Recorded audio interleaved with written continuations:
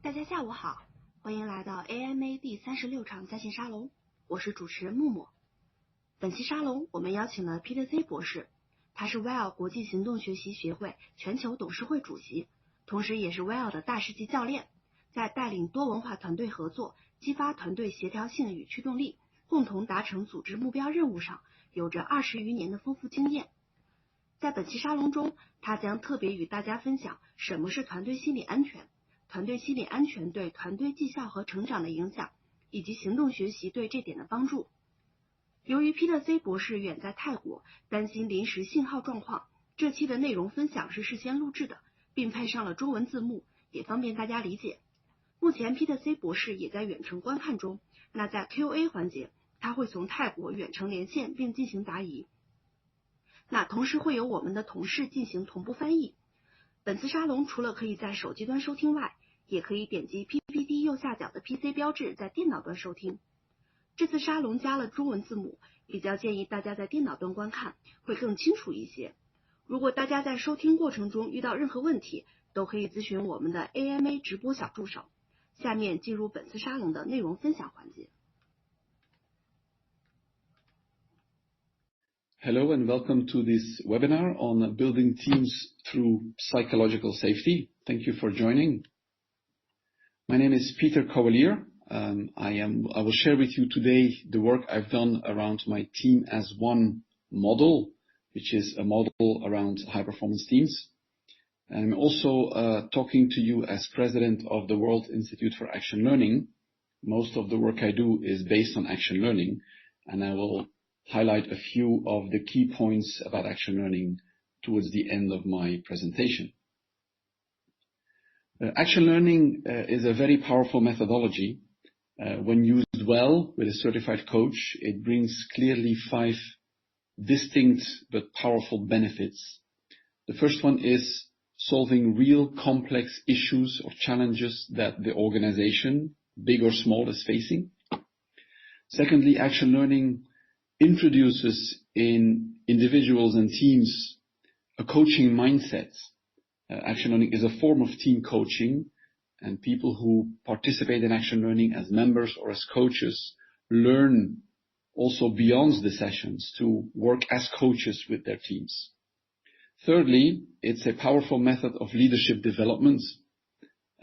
In action learning, we do not only want to solve the problem, but we also want that each person around the table in the team uses the opportunity to develop themselves more as a leader.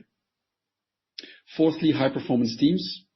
Action learning is a great way to develop high-performance teams, and that is going to be the focus of my presentation of this webinar.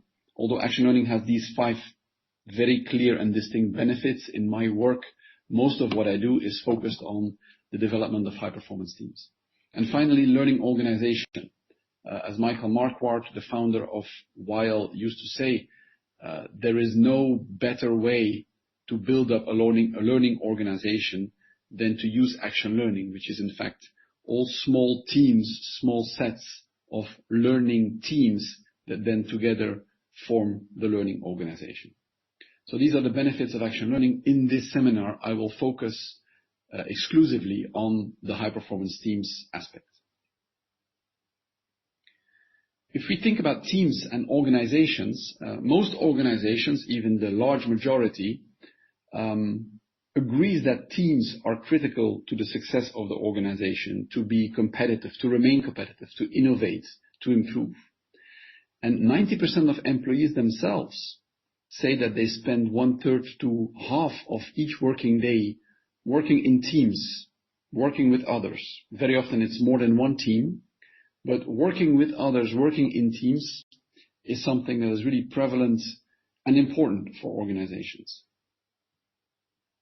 And even people like Steve Jobs, who are maybe not well known for their soft skill approach to things or focus on soft skills, he himself, although he was often credited as being a very creative, innovative person, he said that great things in business are never done by a single person. They're done by a team of people. Now, important to mention when we say high-performance teams, the key word here is performance. It's not just a team that feels good and has fun together, that is great. But a high-performance team needs to perform.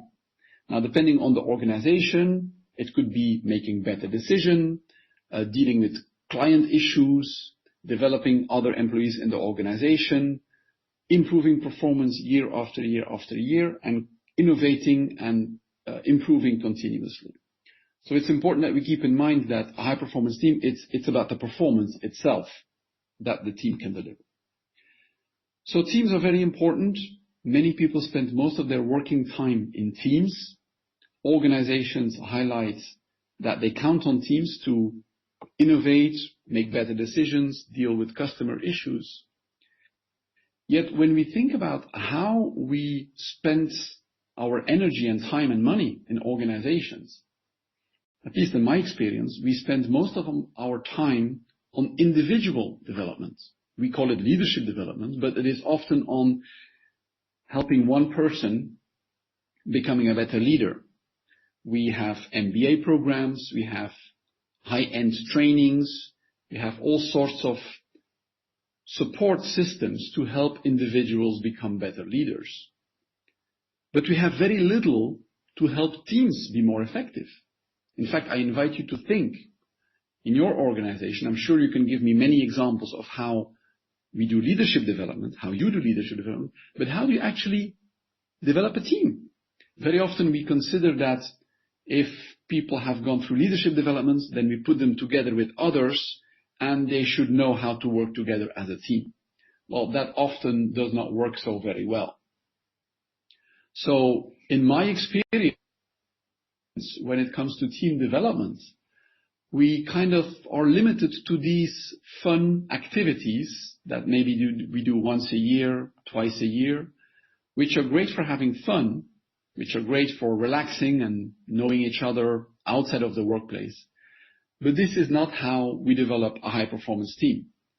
Maybe fun, maybe great, but I think we would all agree that when people come back to work the next day, the way we work together has not really changed. And so because we have no real good way to develop teams, the result is that only 10% of teams rate themselves as high-performance teams. That's a survey done by Team Coaching International. Only 10% of teams rate themselves as high-performance teams. So just imagine for a minute, if all the teams in your organization can move towards the level of high-performance teams, the additional gains that your organization can get, whether it's in terms of decision-making, in terms of problem-solving, in terms of innovation. So that's why I focus most of my time on helping organizations building high-performance teams. If I were to ask you in a live session, what's important when it comes to high-performance teams? I'm sure most of you will give me some of these answers. I've done this exercise many times, and people will tell me, well, the team needs to have a clear common vision, or a shared purpose, or they must trust each other, they must have a great leader, there must be a lot of diversity, or the roles in the team must be clearly defined. Now, when you look for information about high-performance teams, you will come across all of these characteristics or necessary elements to have a high-performance team. And many consultants will tell you that, clear roles is the most important, or trust is the most important. When Google, the company Google, wanted to find out what really makes the difference between high-performance teams and average teams, they actually set up an internal research program. They analyzed their own teams, more than 180 teams, and they spent more than 2 years on it. They tried to understand why some teams were really doing well consistently and while other teams were just doing average.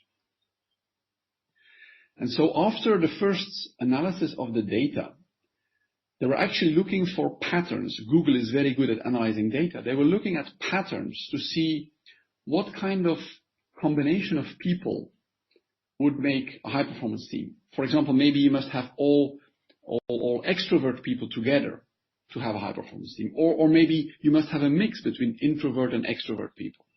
So they tested all these possible scenarios, possible patterns, But they found out that although all these elements on the previous slide can be important, they are not ultimately the key driver of high-performance teams. Which means what? You can have a diverse team, that's a high-performance team. But you can also have a diverse team that's doing very average, or the other way around. You can have a team that's not diverse at all, yet is delivering high performance.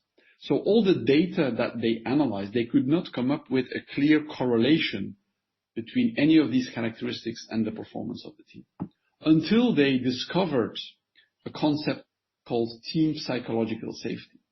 And then they realized that all the data they had received from their interviews really pointed to this concept of team psychological safety being the key to high-performance teams. And so Google published their findings end of 2015, published their findings of what makes a high-performance team based on their own internal analysis. And you can see on the picture here 5 different elements. From 5 to 1, it's the impact the team considers its work has, the meaning, if the work is meaningful, if there's structure and clarity, and if people can depend on each other. But the first one, and that's the reason it's in a different color, psychological safety, was found by the researchers of Google to be 4 times more meaningful, more impactful than all the other top 4 elements that impact high-performance teams. So when Google shared to the world that the key to high-performance teams is team psychological safety, many people thought that was the first time that this was discovered. That was actually not the case. A professor at Harvard University, Amy Edmondson, had already developed the concept of team psychological safety in 1999, so 20 years ago today. And her definition of team psychological safety is a shared understanding by members of a team that the team is safe for interpersonal risk-taking. And it's important to keep this definition in mind. So let me repeat, a shared understanding by members of a team that the team is safe for interpersonal risk-taking. So let's spend a minute on risk-taking. We all know the word risk-taking. What does it mean to take a risk? Taking a risk means doing something where you're not sure if you will make a gain or have a loss. If you think about financial risk-taking, investing, financial investment, of course we all hope, we expect that we will make money, that we will gain money. But we know that it's a risk. So we know that we could also lose money. So that is the definition of a risk. Doing something where you hope for a certain outcome or result, but you're not sure that you will get that outcome or that result. So that is for financial risk. So let's think now about interpersonal risk-taking. Of course, it's not about financial gain or loss, but it's about another form of gain or another form of loss with other members in a team. For example, if I do something, I hope that the team will appreciate me for doing that. That's what I expect. But if it is a risk that I'm taking, I know that maybe in some situations with some teams, I could not get a benefit. I could not get any gain from taking that risk. Actually, people could gossip about me. So this is the definition of an interpersonal risk. It's not a financial risk. It's taking risks with other people, saying things with other people, doing things with other people.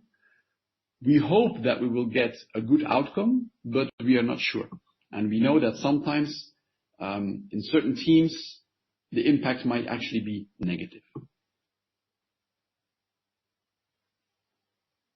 So these are examples of what it means to take an interpersonal risk in a team. It could be, just an example, asking questions, saying you don't agree with somebody else's point of view. So all these, we do this hopefully, normally, with the best intentions for the team. We hope that we help the team by doing so. But we know that if people take it negatively, it could actually be a risk. It could have a negative impact on ourselves. So Edmondson says that a team with a high level of psychological safety is a team where people know they can take these interpersonal risks together for the benefit of the team, and that these risks will not have negative consequences, will not create losses in the interpersonal relationship. So back to the research from Edmondson. She started in 1999. She finished her most well-known research article in 2003. And in fact, she made the connection between team psychological safety and team performance, but there is one element missing in the picture, and that is team learning. In fact, Edmondson, her research demonstrated that a high level of team psychological safety leads to a high level of team learning. And it's only when a team can learn that it can continuously improve its performance. So that's what leads to team performance, high team performance. So this is the complete model developed by Edmondson quite some time ago. So these are the key elements of her model.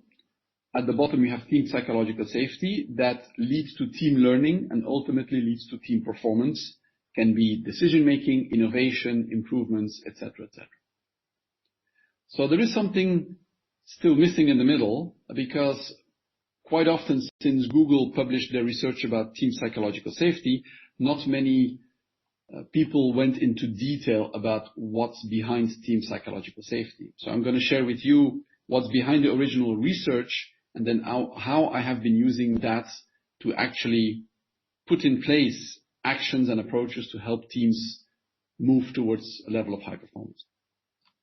In fact, when Edmondson created her original research, there are 7 elements that constitute team psychological safety, and I've shown them here one after the other. And each time she measures each of these statements on a scale, and then those results combined form the level of team psychological safety. So the first one is reaction to mistakes. If you make a mistake on this team, it's not really held against you. The other members of the team will not hold it against you. Second one, dealing with issues. The members of this team are able to bring up problems and tough issues. We can talk about these things. Accepting diversity. People on this team never reject others for being different. Taking risks. It's safe to take a risk on this team. Now, this is business risks. This is not about interpersonal risks. Number 5, asking for help. It's easy to ask other members of this team for help. Number 6, mutual support. No one on this team would deliberately act in a way that undermines my efforts. And finally, appreciation. Working with members of this team, my unique skills and talents are valued and utilized. So this is really what constitutes team psychological safety. It's not just one element. So this is the picture I've created to visualize team psychological safety. It's to show that team psychological safety has these 7 elements that we just looked at, measured through 7 statements that ultimately lead to team learning, that ultimately leads to team performance. So in the work I've done with the research, I actually measure the level of team psychological safety in a team by collecting inputs from the team members around the 7 elements of the team psychological safety. And then I will try to plot how each of the elements, of the 7 elements, is high or low or average for this team. I also have a part of the report as a graph where I show all 7 elements on a color chart, where red means the areas where the team is struggling, where the team has not so good results, and green is the area where the team has better results. So this is the background of team psychological safety, these 7 elements.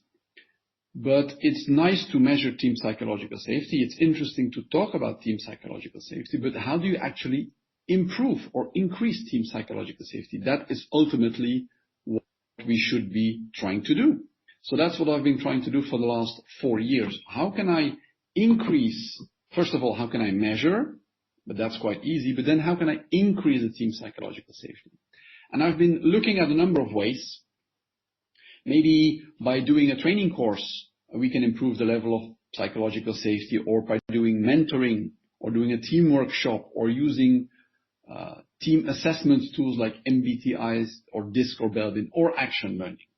So I'm going to share first with you a workshop I did with a team where I used Belbin as an assessment tool, and we did a 2-day workshop where the team tried to come up with a team charter. Okay, so this was 7 people.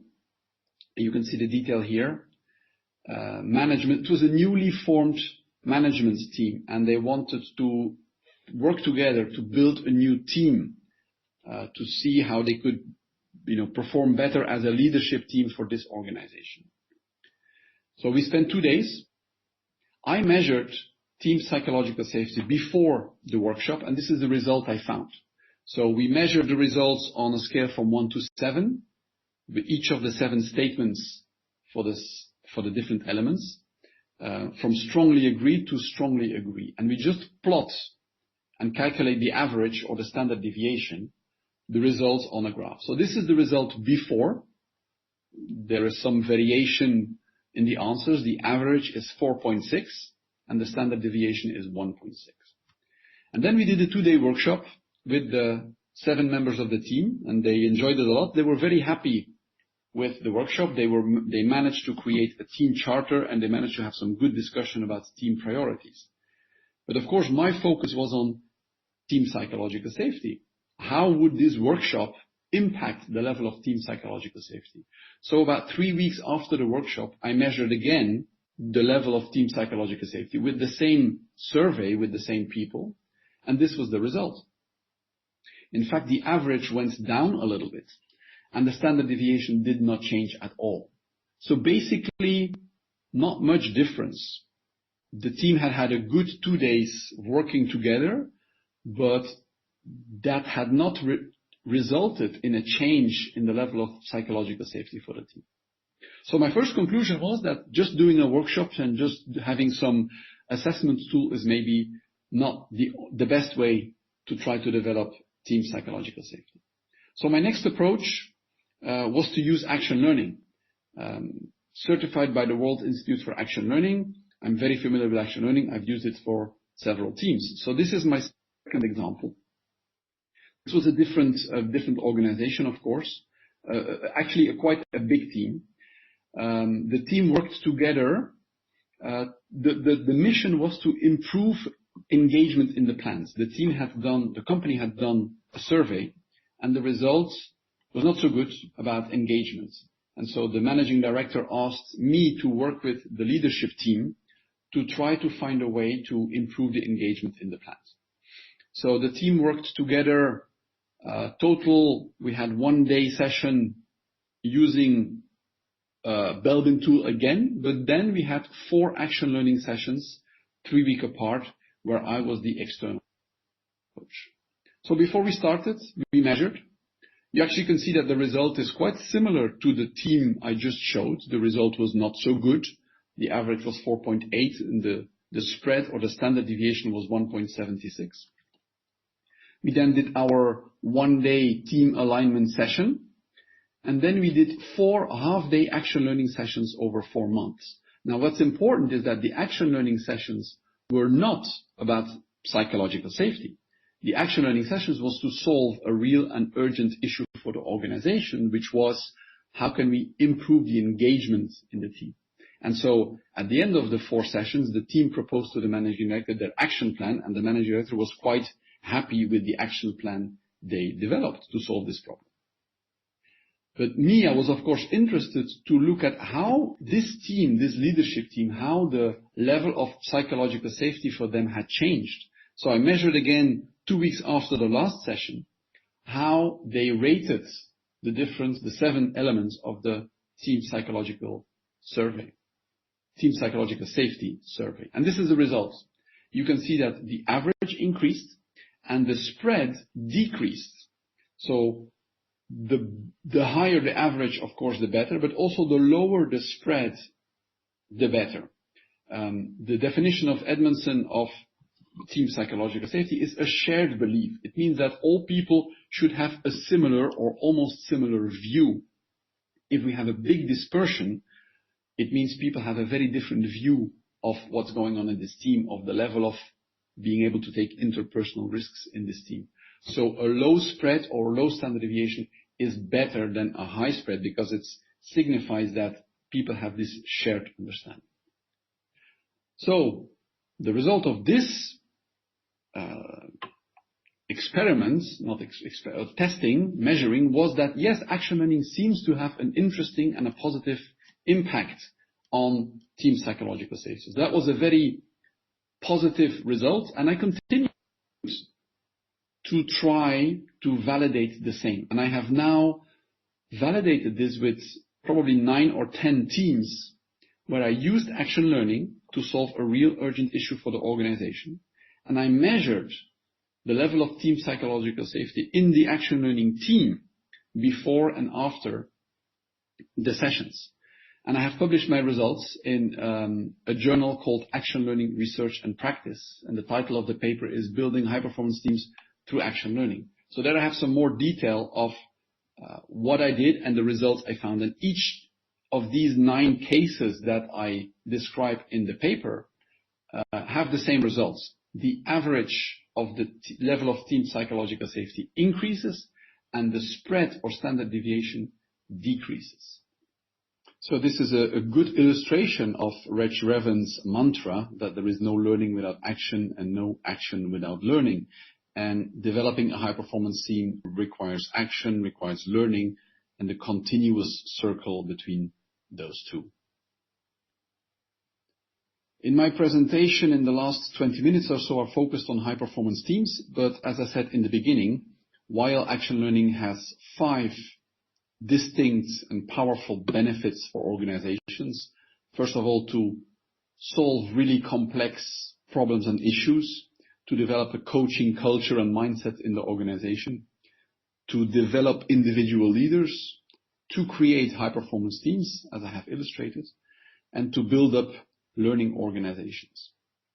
So if any of your organizations thinks that they can benefit from one of these 5 benefits, I invite you to consider action learning, either to continue action learning or to start using action learning. But before you start using action learning, it's important that you make sure you use a certified action learning coach.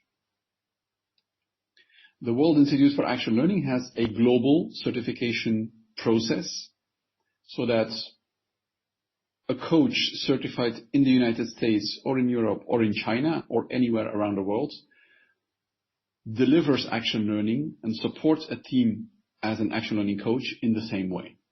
The benefits are very powerful, but you also need a certified coach to make sure that the coach can deal with all kinds of challenges that can arise and that the coach can ensure that the team learns and that the 5 benefits that we have identified really happen. So the coach process is quite rigorous, but WIAL thinks that it is necessary to make sure we maintain the level of action learning around the world. In China today, we have more than 60 certified action learning coaches. You can see some of them here. You can find all coaches in China or elsewhere in the world in the link at the top of the screen, directory.wial.org. So in summary of my webinar today, if you're interested in either continuing action learning or exploring maybe for the first time what action learning can do for you, think back about the 5 benefits. Is your organization in need to solve complex problems, to develop a coaching mindset, to do real leadership development, not in theory but in practice, or to build high-performance teams like I have put my effort and energy on, or finally to develop the idea of a learning organization, all that to be more competitive, more innovative, etc.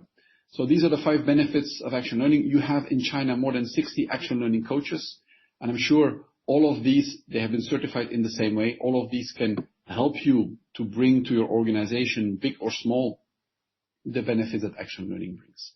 So this is the end of my webinar. I hope you learned something new that you can start to use either in high-performance teams in particular or on the benefits of action learning in general. And I would be happy to answer any questions if you may have questions at this point.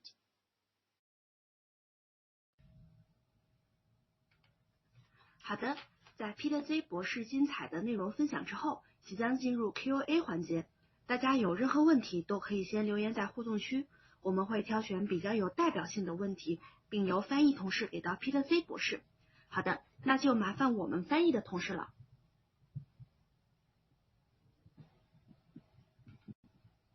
好，大家下午好。那我是今天的翻译哈。我这里看到的第一个问题是这样子的，就是说如果一个团队的心理安全感比较低，那么团员之间呢就比较的客气，对于重要的问题呢都是绕开的，团队的氛围越来越松，越来越散。这个时候呢，一个行动学习的教练他会怎么样来去做？那我现在会先翻译成英文给 Peter C， 然后呢 Peter C 他会在线用英文回答，他回答完了以后呢，我会再翻译回来中文再说一遍哈，我们会用这样的一个程序。好，那现在我跟 Peter C 来说一下哈。Hello Peter C。Hello China. Hello Peter C. Now you are connected to our classroom. So are you ready for the first question? I am ready. Okay. The first question goes like this. If a team has a very low level of team psychological safety, and in the action learning session, you see the team members are being very polite to each other, and actually they are avoiding raising the right question and answer the important questions. Then as an action learning coach, how will you handle that? So you already explained in Chinese, right? Yeah, you speak in, I already Got it. Explain the question in Chinese. You please answer in English and I will translate back to Chinese after you. So as an action learning coach, we observe what is happening in the team. So if as a coach I observe that several times some people are hesitant to answer, some hesitant to ask questions or very polite, I will share that with the team. I will say to the team, here's what I'm observing. What is going on? I'll let you translate first. Okay. 作为一个行动学习教练呢，我在团队里面要做的一个很重要的事情就是观察。那我得仔细观察团队在干什么。那我会看到有好几次，这个团队成员呢都比较犹犹豫豫的，好像爱说不说。那这样的话呢，我就会去说给团队说，那我看到这样的情况，那是怎么样一回事 ？Okay. And so the coach will invite the team members just to share what they think, what they feel. Why is it difficult to ask questions? Why are you hesitant? How does it make you feel? And build on that. The coach will never judge, why don't you ask questions or why? The coach will just observe and invite the team to reflect on how they feel and what the situation is. I'll let you translate first. 那么这个教练呢，他会想办法用提问的方式让团队成员去看到自己怎么回事，然后去反思怎么会这样子的。他会引导这个团队成员去感受一下他们当点的一种感受。那你们感受什么样子呢？你们怎么会这样子感受呢？这背后可能是有一个什么样的想法呢？他会去问出来。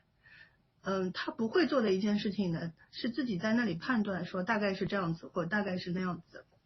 Okay. And so then I will ask the team now, what is the impact of not asking questions, of being too polite, of being so safe? What is the impact on our team? What is the impact of our performance? What is the impact on the organization? To make the team realize, that is the key word, to make the team realize that this behavior has a negative impact on their performance. I'll let you translate. 那么然后呢，教练会再去引导学员去思考，他会问说，如果我们都很客气，如果我们都回避这个重要的问题，这会有什么样子的一个后果？这对当点的这个讨论有什么样的影响？对大家的这个工作进展会有什么影响？对大家的绩效会有什么影响？对学习会有什么影响？进而对组织会有什么样的影响？让大家去看到这样的行为它产生的一种后果是什么样子的。And so finally, I will say, now that you're aware of the negative impact of this kind of behavior, what do you, all of you in the team, want to do about it? So the answer is we don't change psychological safety in 1 minute or in one session. It is something that takes time, but little by little we help the team learn. That's the focus of this topic, right? Help the team learn of the impact of their behaviors and help them find ways to perform better. 那么当教练引导大家看到了这样子客客气气回避问题产生的一个结果是负面的话呢，教练会接着问大家说，那我们怎么样去做一些改变？我们在行动上我们可以怎么样来去做？那么带着大家呢一步一步从这个回避跟躲闪里面走出来。所以呢，回到我们今天讲的这个团队心理安全，教练并不是说进去一下子把这个心理安全的这个程度调高，这不是一下子做到的，而是说呢，他通过这样的一种问题引导，一点一点的带着团队的成员去冒险。其实每回答一次教练的问题，跟每采取一些可能的一种改变，或者提出一种可能的想法，或者直接落到自己的改变，这都是一种冒险。那么这些小小的冒险加起来呢，团队的这个心理安全的程度会慢慢的提上去。Okay, and so the only thing I want to add is that action learning is a way to little by little build up team safety. Of course, if you start from very, very low, it may take a little bit more time, but in the end, my experience is that it always helps to build up the psychological safety in the team. That's the end of my answer. 好，那么Peter C 博士还想加的一句呢，就是团队的这个心理安全它是能够提高的，只是它的过程是一点一点提高的。如果团队在开始的时候它的这个程度比较低的话，那我们预期需要用多一点的时间，那么教练需要通过一次一次的这个动作把团队往上拉上去，但是总是可以拉上去的。这个问题就先回答到这里。然后我们再来看一下第二个问题。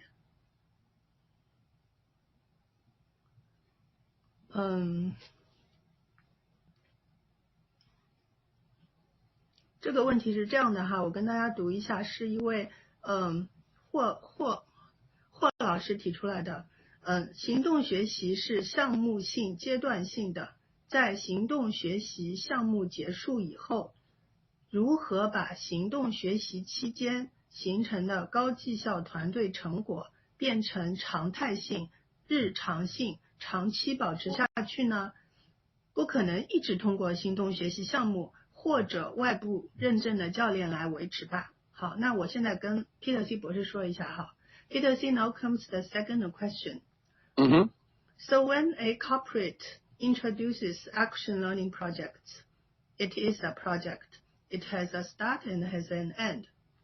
And after the end of the action learning, how could this organization retain the learning results of the action learning?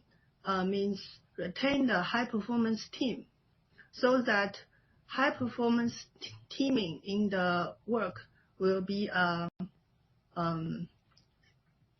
stable status in that organization, because the organization cannot always call back a action learning coach and always make action learning projects. What would be your suggestion? That's a good question. Thank you for asking. So my first comment is that if you do action learning as a project, that's not the good approach. It may start, it may end, but if there is an official end, if there is nothing to sustain, then you will lose the benefits of the action learning approach. Let me take, and then I'll let you translate, let me take the comparison of going to the gym. If you go to the gym and you work out every day, and you feel good and you're healthy and you're strong, one day you stop going to the gym, you know very well what the impact will be. I'll let you translate.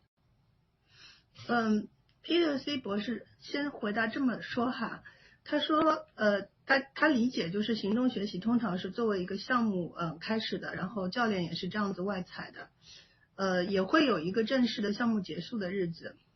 那么他的感受呢是说，形式上虽然这样操作，但是在实际上需要再换一个想法，就是不要像项目那样想有开始和有结束，而是要有一个长期的思维。那么他呢打了一个比方，是说我们去健身，那么要每天去健身，这样子我们的身体状态跟精神状态才会比较好。Yeah. And the second, I have three elements to my answer. The second element is that one of the strengths of WIAL is that we offer certification to let people, also in-house corporate people, become action learning coaches, to get to develop the skills and the techniques of an action learning coach, so that after the project is finished, the company has trained a number of action learning coaches who can sustain effort, who can continue to run action learning sessions even after the official project maybe has come to an end. I'll let you translate. 对，所以呢，那么怎么样像健身房里这么每天的去搞呢？所以那 Peter C 博士的建议是说，在一个正式的项目结束以后，能不能就是让组织里面有一些人，他们是能够真的是吸收到行动学习的这样的一个精神跟做法，然后他们是可以接下来在组织里面自主的继续进行行动学习。也就是说，能不能把行动学习这样的一个能力就是内采到我们的组织内部。那么在这个方面，如果需要的话呢 WIAL 它是有行动学习教练的受证的，那组织可以考虑就是请他的一部分人员变成受证教练。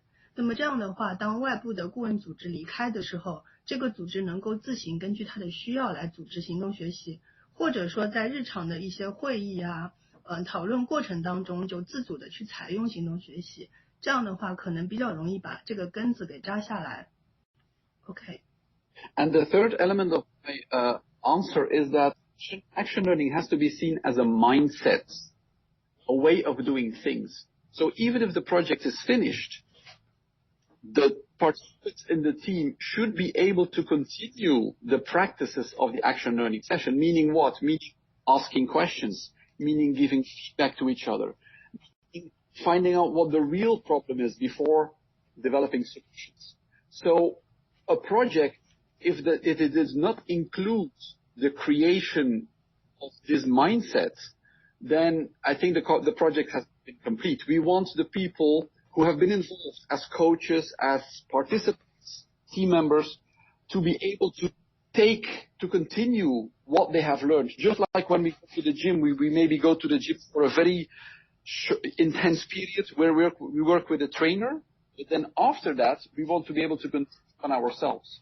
So I think it is the same. It's a mindset of continuing asking questions, looking for the real problem, giving feedback to one another. I'll let you translate. 然后呢 Peter C 博士他指出来就是说，我们在把行动学习的这个效益落下来的时候，可能特别值得注重的是我们有没有办法把行动学习的这种心态给落下来，就是把这个 mindset 给落下来。那么我们的人如果有这样的 mindset， 他就会在做事情的时候，他会自己的去重复做行动学习里曾经做过的事情。那主要是有3个点比较重要，一个是用提问的方式，第二个是说那会相互的去给予反馈，还有一个是真正的在找到真正的问题以后，他才会进入一个解决问题的过程。他一定会看到是说我去研究是说我现在对问题的这个看法是不是达到了，把真正的问题找出来。如果我们的同事们能够记得这3个点，也就是说他们会比较有这样的一个行动学习心态，那么他们在工作当中可能就会帮组织不断的去重复的去收获行动学习的效益。那么讲回刚才打的这个比方，就是在健身房里面，那么我们通常去健身房，可能一开始会请这个职业的健身教练，他带着我们搞。这个时候呢，那个频率也会很高，那么每天要吸收的东西也很多。但总是会有一段时间以后，这个健身教练咱们就不请了，我们就自己去做了嘛。那这个时候其实是我们把从健身教练身上学到的东西自己用，自己培训自己。那这个过程呢，跟行动学习在组织里的内化过程是一样的。好，那这就是这个问题哈。我再找一个问题。有一个问题是说，是 Irene 老师提的哈。他说有很多教练组织都在认证，那请问我们如何去甄别？这个我也问一下 Peter C 博士哈。So Peter C, here we have a third question.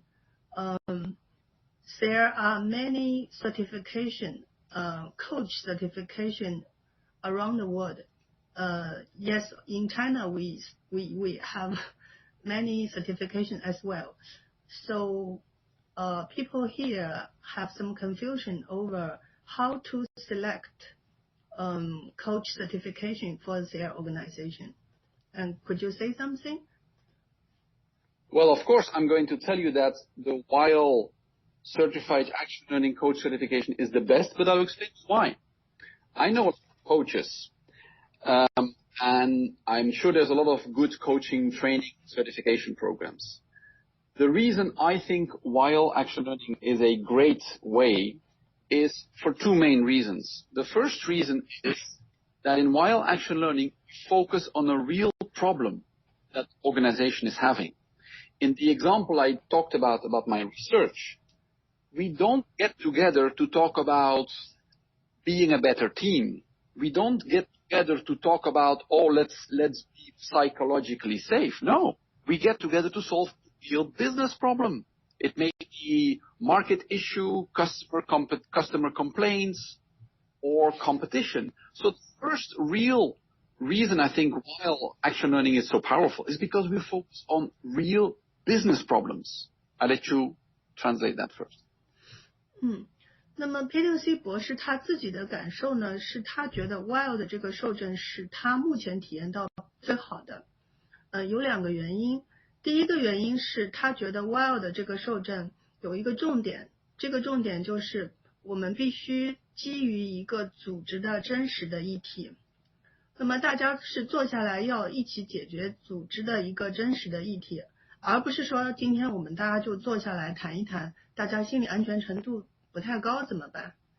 不是这么来谈的，而是说，那我们先要把组织的一个问题解决掉，那在同时，其他的一些事情也能够发生。Okay. And so I'm going to complete a little bit on the first point before we go to the second point. If I talk to a CEO and I tell him that I will do a program and it's going to be about leadership development and about being a better team, some CEOs will go like, yeah, okay, that sounds good, but, so what's the benefit for my organization? However, if I tell him that I will develop leaders and I will develop a high-performance team, but at the same time, we will solve the real business issues, real business problems you have today, then the CEO will go like, well, that's interesting. I like this approach because this approach will also help me solve my real urgent, important business issues. I'll let you translate. 那么在 Peter C 跟很多 CEO 交流的过程当中呢，有 CEO 也会跟他说，觉得自己组织里面的这个管理层需要发展，团队需要发展。那么当 Peter C 跟他们去谈进去的时候呢，那 CEO 也会问是说，那我做组织发展，做团队发展，作为整个这个组织这个公司，我到底拿到什么样的效益呢？那么这个时候呢，行动学习就比较有说服力，因为它在发展人、发展团队的同时，它也会帮助组织去解决实际的问题，所以它可以看到的这个效益比较多。And the second reason I think WIAL Action Learning Coaching is such a powerful form of coaching, therefore a very good certification, is because it's a team-based approach. If I do one-on-one executive coaching, I'm going to help one person, hopefully, But the day that the program, the coaching ends, there's only this one person in the organization who will hopefully, maybe, continue what we discussed. If, however, I work with a team with 6 or 7 or 8 people, the day that the project ends, I have 6 or 7 or 8 people who have learned to ask better questions, who have learned to find out what the real problem is, who have learned to work better as a team. And so I have 6 or 7 or 8 people who can then replicate or apply this with their own teams. So I think the multiplying effect of action learning is much bigger than in most individual forms of coaching. 那第二个原因呢，是因为行动学习教练他直接是一个团队教练，他不再是一个1对1的教练。那么我们在组织里面进行的比较多的一种学习活动呢，其实还是针对个人的，包括培训，老师在上面讲，下面20个学员，但其实他的学习过程还是老师跟学员个人的比较多，学员之间的比较少。但是呢，行动学习这样的一个过程呢，等于是一个教练直接帮助一个团队，一个团队形成了他们之间的一种工作的方式。那么等老师走了以后呢，这个团队可以直接把这个团队的方式复制到其他团队里面去。这个显然呢是要比每个都是单独培训的放到一起去复制出一个团队模式。那行动学习呢是一个团队直接去复制出一个团队模式，那显然是行动学习的这个复制的模式要快速要有效的多。 OK， That's it. OK， 那我再来找第4个问题哈，大家等等我。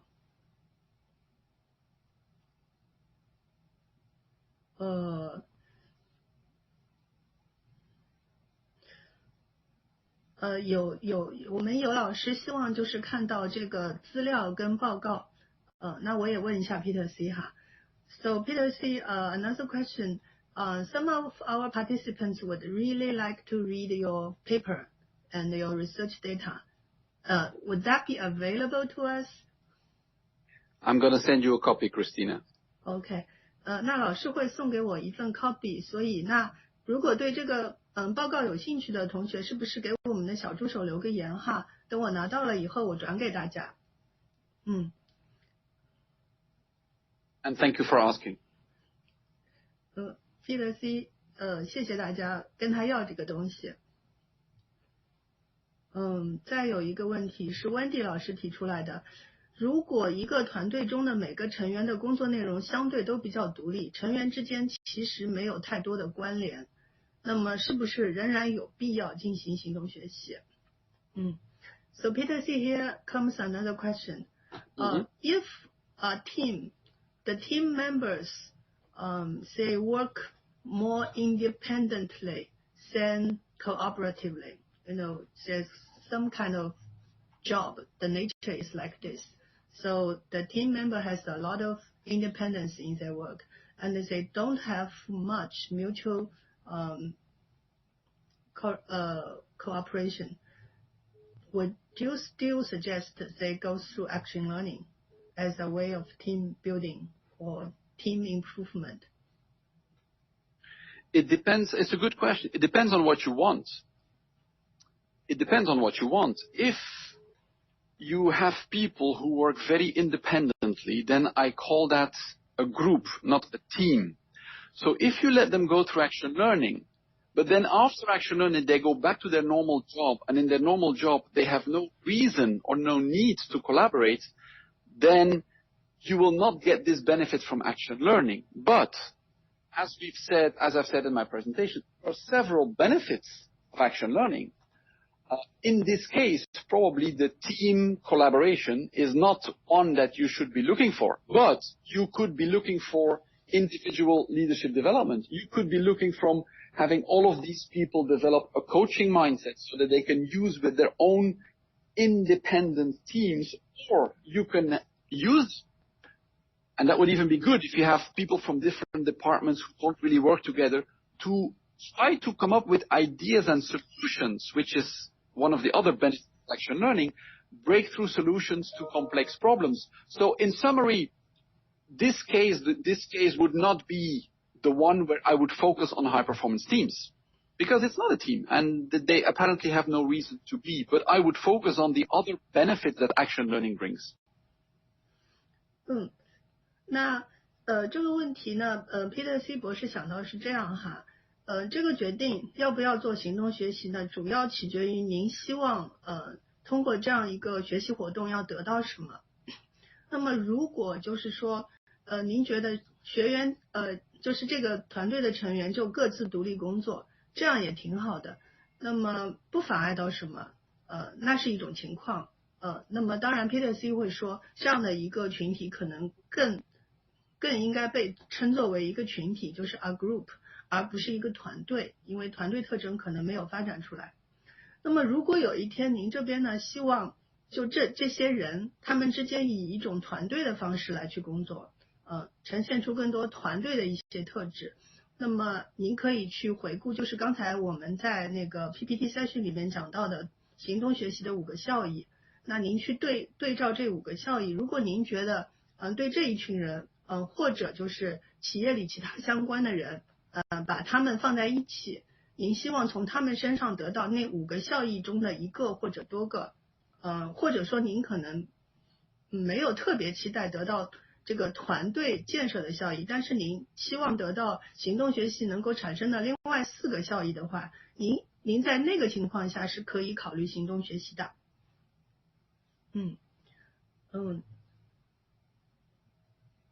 我再看一下。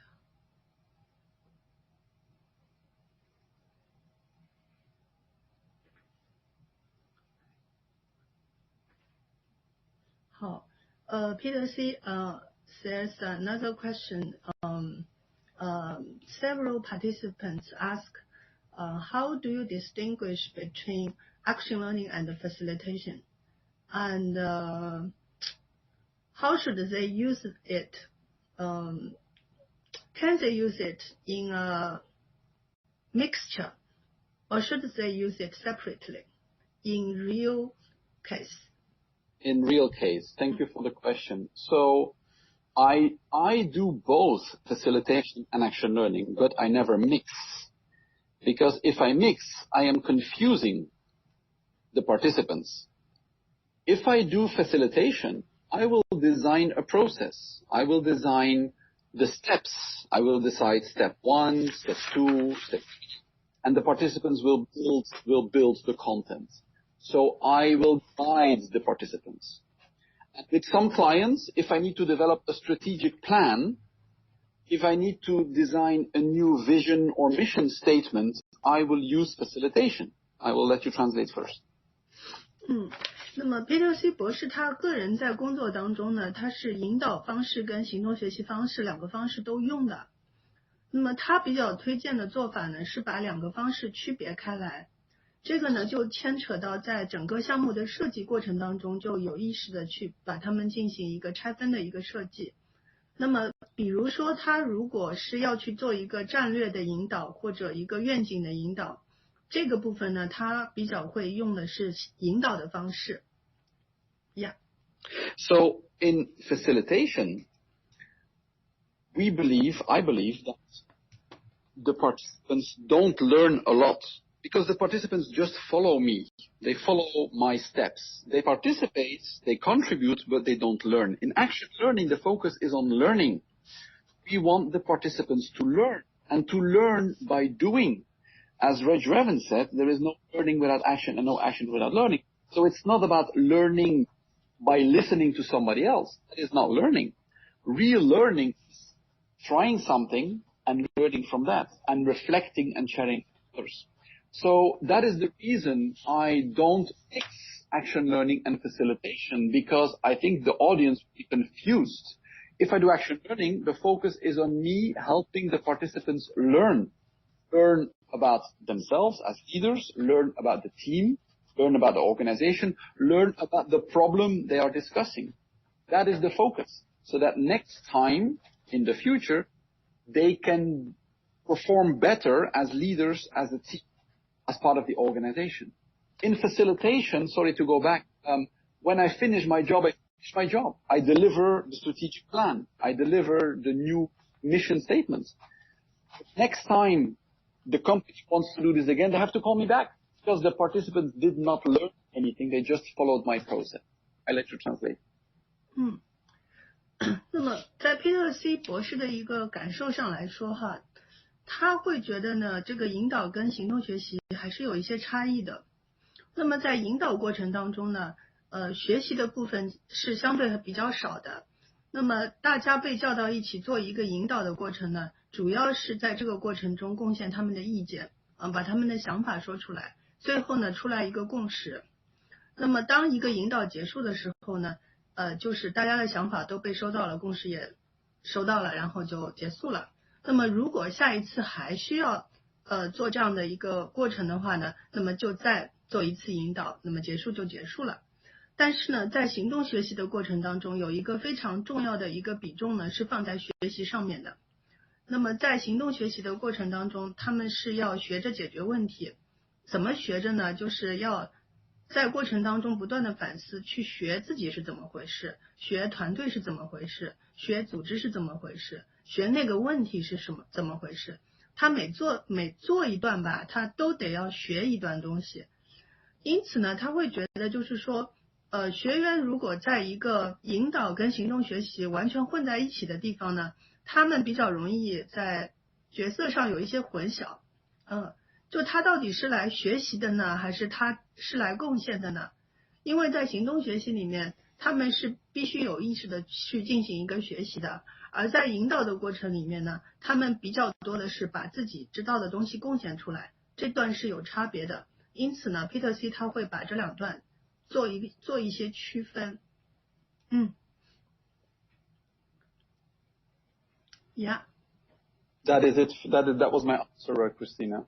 Okay. So let me find another question. Let's make it the last one, okay?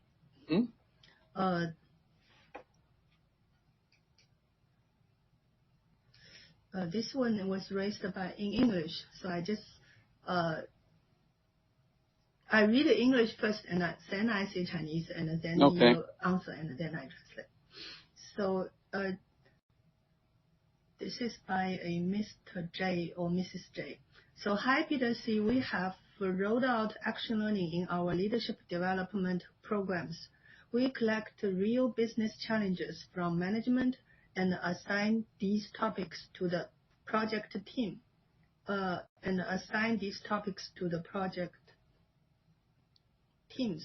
project teams will work on this topic together. But actually, when we do the final project report, the result is not so satisfying. 就这点吗？就是还不是太清楚。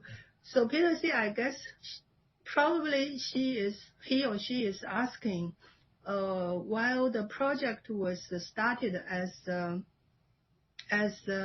is stipulated, but the result is so satisfying. When they do the final project report, they find that the result is not so good. So how to improve this situation? You need to translate first in Chinese the question. 是的 ，sorry 我们有一位 J 老师提的问题，他是这么写的，就是他们呢是把行动学习引入他们的领导力发展项目的，那么他们也确实是从这个公司的这个业务当中找到了真正的业务上的问题，然后呢把这个问题呢给到了项目的团队去做，那么团队呢也确实是在一起去做了这个行动学习，只是呢就是到最后的阶段要出这个期末的汇报了，发现这个结果不是那么的好，所以呢他就想问 Peter C 博士，像出现这种情况的话，那怎么去进行一个提升，以及他在这个流程上可能可以做一个什么样的改进。 So Peter C, so I just received the question is, in this kind of situation, how to lead the action learning process? Yeah, what's your suggestion? Okay, thank you. So first of all, it's of course very difficult to give comments on a case I don't know. It sounds disappointing. I would like to make suggestions or ask a few questions. Has the expectation be clearly defined to the teams and to the coaches? You know, what was expected or what was not expected? It seems that the person who asked the question said there was disappointment, but we don't know in terms of what. I think the first thing to think about is to say, were the expectations clearly explained from the beginning? The second thing I want to talk though is, in action learning, we want to achieve two things. We want to solve problems, but we also want the team to learn. And it seems from the question that the organization was not really satisfied, I think, the problem-solving part. But what about the learning part? Did the team learn? Maybe they did not do so well this time, but if they have learned, we believe the action learning mindset that next time they will do better. If the first time I go to the gym, it's probably going to hurt a lot. I'm going to suffer a lot, and I will not be very happy with my performance. But if I keep on doing that, just like developing a muscle, I will probably perform better later. So when you do action learning, you should balance between solving the problems, finding solutions, which is very important. And again, if in this case it was not satisfactory, then you need to do an analysis of what went wrong. But you also have to focus on why do we do action learning? Because we want people to learn as individuals, as teams, and as the whole organizations. This second part about has the organization learned, have participants learned, I don't hear anything about that in the question. And so I hope that they have learned and that next time they would do better. That's the mindset of action learning. 那 Peter C 博士呢，他是因为他没有办法知道特别的详细的一个过程，所以他没有办法给到特别详细的建议。但是呢，他建议从3个角度去考虑。那么第一个角度呢是说期望值管理的部分，就是在最早的时候，我们有没有把这个参加的学员，我们对他的期望，以及参加的这个教练对他的期望，有没有表达的足够的清楚，有没有说明白期望做到什么，以及什么是不被期望的，或者说期望不要出现什么。那么第二个点呢是一般来说我们觉得这个行动学习的过程不够理想，往往是因为我们比较看得见的是解决问题的那个部分不够理想，问题的解决可能做得不到位。那么同时要去想的呢就是第3个点，就是说行动学习里面还有学习的部分。那么其实学习的部分跟解决问题的部分是有相关的。那问题解决的不好，有没有可能是因为学习的部分它的一个进度不够好，所以它不足以支撑解决问题的部分。那么回到我们前面讲的这个健身房的这样的一个案例，就是我们在里面一直锻炼，但是总是觉得状态好像还没有变得很好，这个就类似于我们解决那个问题没有解决的特别好。那这个时候可能我们就要做一个这个肌肉的一些测试，然后发现说，哎呀，哪一块肌肉可能需要特别的额外的练习一下，这样我们的一个整体的表现就会好一点。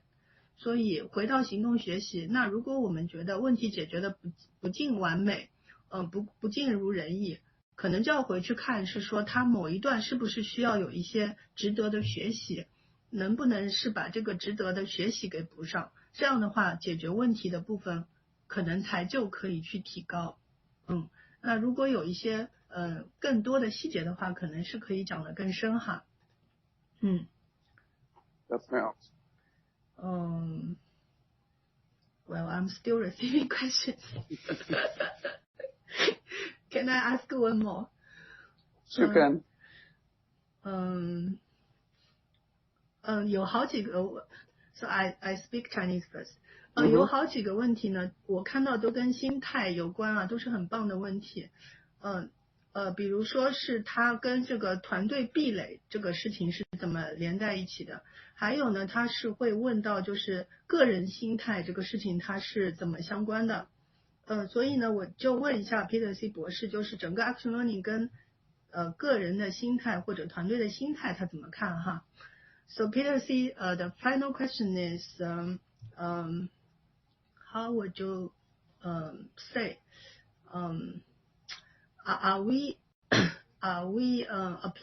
can we apply action learning to change individual mindset and team mindset? For example, we have cross-team barriers. Can we use action learning to break the cross-departmental barriers? Or can we use action learning to improve individual mindset? So around the word mindset, what would you say?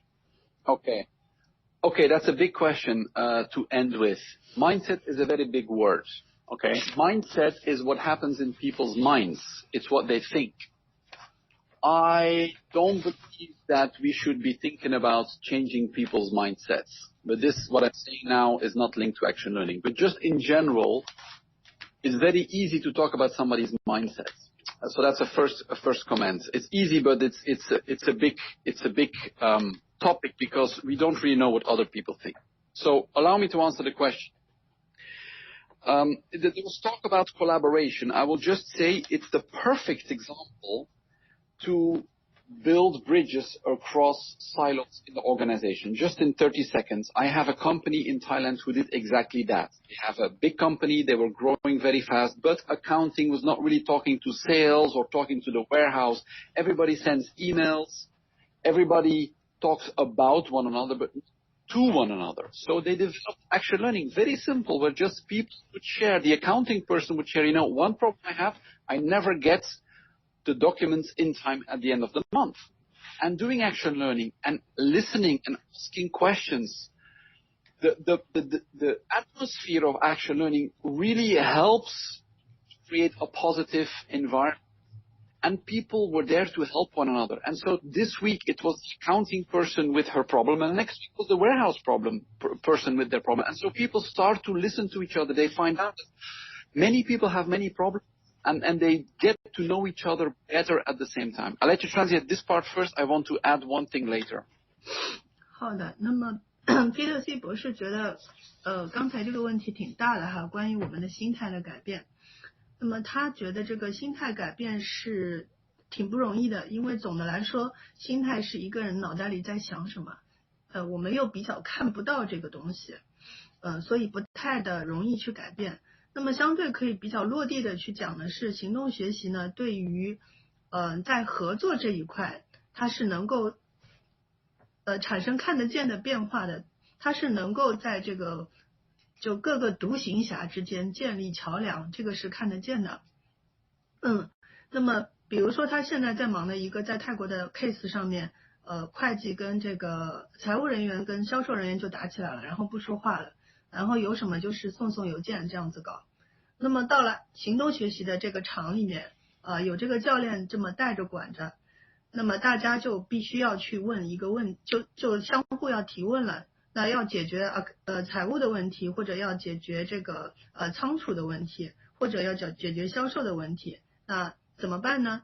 那来自不同部门的人相互去提问，这样一提问呢，它客观上导致一个结果，就是在一个部门的人他就会知道另外一个部门的一个情况，那么知道了这样的一个情况以后，这就是一个很好的基础去打破跨部门的这样的一个壁垒。OK。And so the second part I want to answer about is purely mindsets. So have I seen people really change their mindset? Yes. Do I guarantee that action learning will change people's mindset? No. You cannot force somebody to change the way they think. But if you have a good coach, a certified coach, who focuses on the learning, who will ask the team members, what have you learned today about yourself? What have you learned about the other people in the group? What have you learned about questions you ask? What have you learned about questions other people ask? If the coach has these moments of intervention where people reflect and share, many people will significantly learn and say that they have really opened their eyes, opened their minds, and that is the definition of mindset, to listen more to other people. But I want to emphasize, I will never guarantee that I can change somebody's mindset in any way or form, by the way, not just with action learning. But I have seen it a lot of times.